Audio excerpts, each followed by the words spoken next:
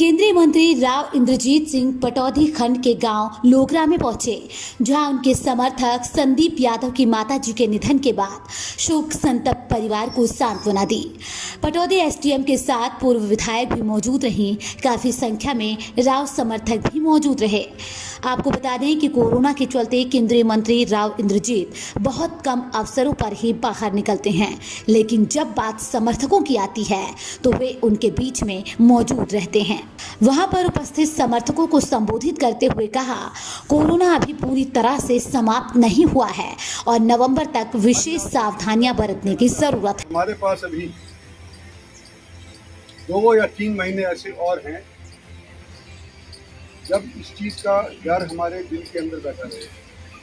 नवंबर तक 85% लोगों के अंदर एंटीबॉडीज तैयार हो जाएंगी खून के अंदर।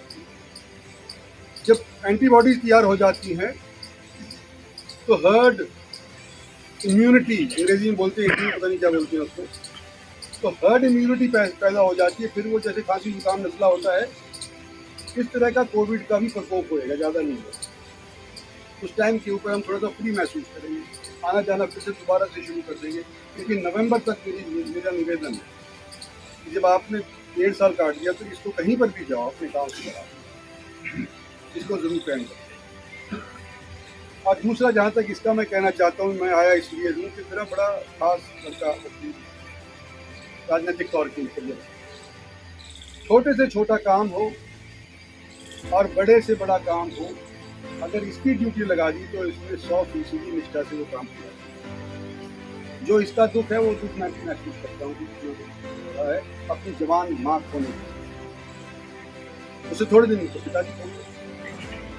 तो भाई आगे संदीप तू ऐसा कर, माता पिता तेरे नहीं रहे, लेकिन बड़े भाई के तौर के ऊपर मेरे सीनियर होने के नाते समझ ले, तेरे काम के अंदर कभी भी आड़ा बगल में फटाफट करो।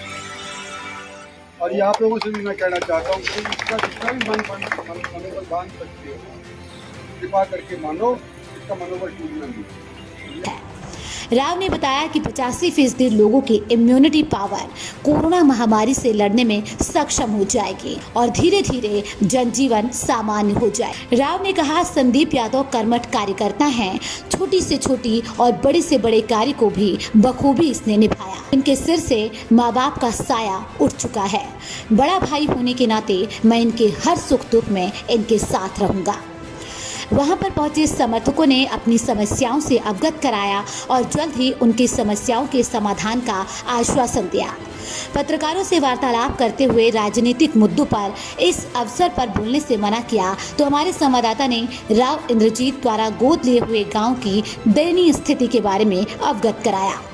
इस पर राव इंद्रजीत ने कहा कि ऊंचा माजरा मेरा गोद लिया हुआ गांव है, मेरा समर्थक गांव है और कोरोना काल में अधिकारीगण बाहर निकलने से कतरा रहे थे। जल्द ही इस गांव की समस्या का समाधान करवा दिया जाएगा। आपका जो गोद लिया हुआ गाँव, फिर से बताओ, जोर से बोलो। आपका जो गोद लिया हुआ गाँव ऊंचा माजरा, उसकी हालत बहुत ज़्यादा खराब हो रही है। अधिकारियों से कहते सुनते नहीं, पंचायत के पास अधिकार नहीं है। पानी इतना भारी भरा है कि निकला भी नहीं जा रहा उसमें से। मेरा साथी एक रोज उसमें से आता है, एक ड्रेस साथ लेकर के आता है, खराब हो जाती है। तो उसके निकास की प्रबंध करवाते हैं सर, अधिकारियों से कई बार बोलिए, एक दूसरे को आरोप करते।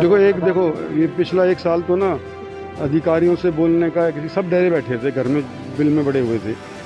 अभी जब थोड़ा सा साहस करने लगे हैं तो मैं बात करके, और ऊंचा माजरा मेरे समर्थक गांव है, मेरा गोद लिया हुआ है, मैं पूरा उसको पानी को निकालने का प्रयास करूँगा। पटौदी से मीर सिंह की रिपोर्ट।